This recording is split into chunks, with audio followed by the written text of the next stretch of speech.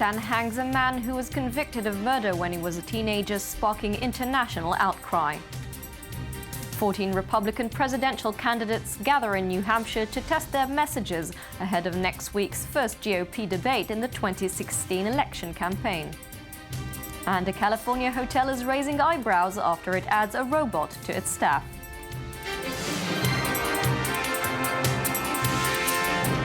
Good afternoon, this is i24 News. In Pakistan, an execution carried out this morning has sparked international concern since the man was a teenager when he was charged with the killing of a 7-year-old boy. His family says he was tortured into confessing. Here's more. Despite appeals from international human rights groups, Pakistan has executed Shafkat Hussain, who was convicted of killing a child in 2004. His lawyers say he was only 14 when found guilty, and that his confession was obtained by torture. But officials say there's no proof he was a minor when convicted. I say he did not commit any crime, and the question of age is a concern according to Pakistani and international law. Below the age of 18, life imprisonment or death penalty cannot be given, but he could not be assessed correctly.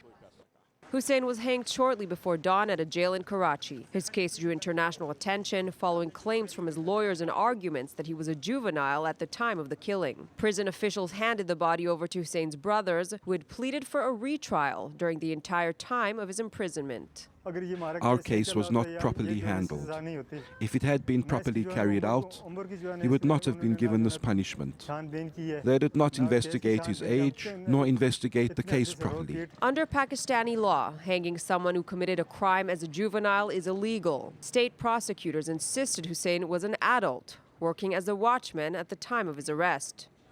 Pakistan has hanged nearly 200 people since December, after accusing dozens for assisting the Taliban in the Peshawar school massacre, which took place December 16, 2014. And moving now to Myanmar, as the death toll rose to 63 following torrential monsoon rains, Myanmar's government aid relief team airdropped supplies to flooded areas yesterday. The death toll is expected to rise as rescue teams struggle to access remote areas. Due to flood conditions, relief supplies are being dropped from a height of 6 to 20 feet. More than 150,000 people have been affected by the severe weather. And U.S. Secretary of State John Kerry met Singapore's Prime Minister this morning to discuss bilateral and regional issues as the city-state prepares to mark 50 years of independence. Kerry is also set to deliver a speech on U.S. investment and trade in East Asia later on in the day. From Singapore, Kerry will travel to Malaysia for 2 days of meetings with the 10 Association of Southeast Asian Nations. And U.S. President Barack Obama unveiled the final version of his plan to tackle greenhouse gases, leading a legal battle against environmental regulators and the coal industry. Although hailed by the European Union, calling it a positive step forward towards cutting carbon emissions, it has also drawn mixed reactions from those who say it will cost people their jobs and will cause a constitutional nightmare. Gabi Tartakovsky has the report. In what might prove to be another defining moment in his final term in office, U.S. President Barack Obama unveiled Monday a comprehensive plan to tackle climate change. We're the first generation to feel the impact of climate change and the last generation that can do something about it. Existing power plants can still dump unlimited amounts of harmful carbon pollution into the air. For the sake of our kids and the health and safety of all Americans, that has to change. For the sake of the planet, that has to change.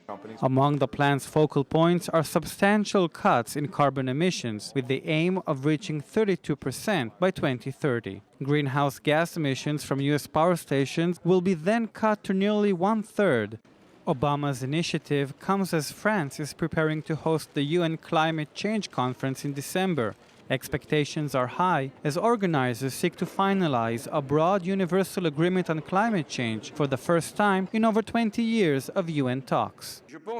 I think in December, as in 1789, when the French Revolution sparked huge hopes for many in the world, history will be written in Paris, this time for the future of the planet. Global warming remains perhaps the one cause which nations worldwide can unite on and possible even solve. And in the United States, Republican presidential candidates were in Manchester, New Hampshire to spread their messages at a forum yesterday. 14 out of 17 candidates faced off and were asked questions by a moderator based on a random draw. Meanwhile, Donald Trump, who opted out of attending the event, continues to lead the polls, including in a Fox News latest survey, where he gains an unprecedented 26% of the vote, trailed by former Florida Governor Jeb Bush with only 15%. Back at the forum, and despite Trump's absence, illegal immigration was a dominant theme. Michal Divon takes a look. 14 Republican presidential candidates gathered in New Hampshire for a campaign forum ahead of the Republican presidential debate. The forum allowed candidates to see how they would perform against each other before officially going on stage in Cleveland Thursday, August 6th.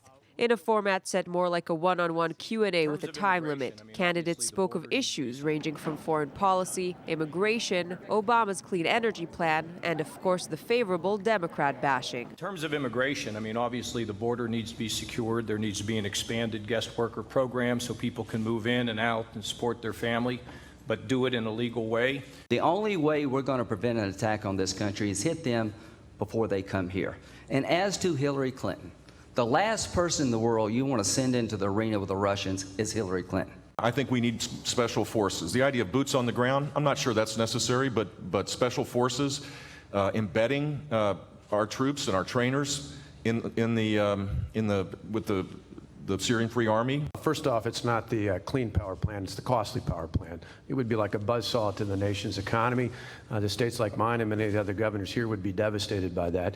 You know, I think it's important that we do engage with the world. So I think while most of the leaders in the Republican field participated, the campaign's biggest noisemaker, Donald Trump, banned the event, perhaps a relief for his opponents.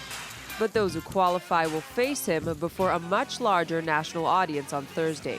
The debate is just 2 days away, and the question remains, who will be the final 10 candidates on stage? Host Fox News says they will select the top 10 candidates from an average of the 5 most recent national polls, released before Tuesday at 5 p.m.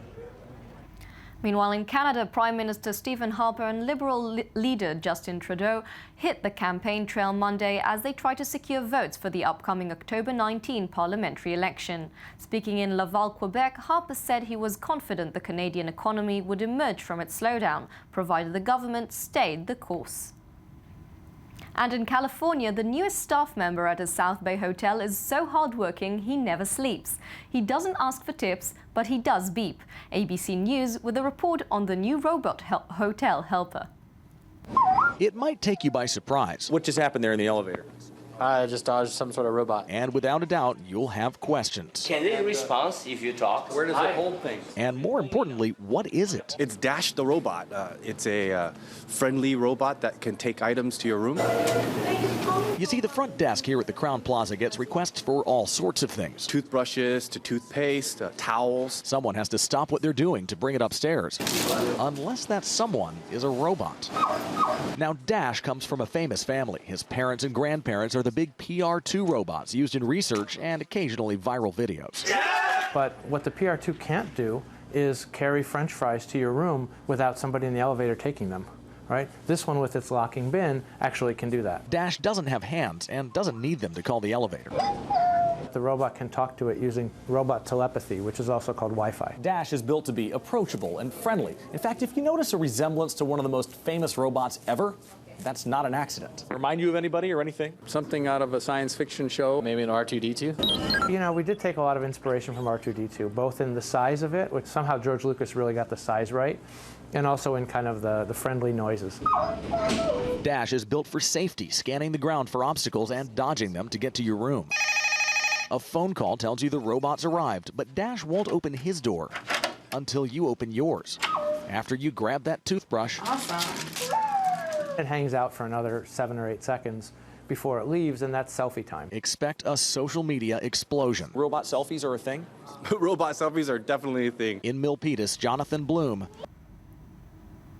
That's all the time we have for now. Please join us again in 20 minutes. And for further updates, please check our website, i24news.tv. And you can also find us on Facebook and on Twitter. I'm Shachar Peled. Thank you very much for watching.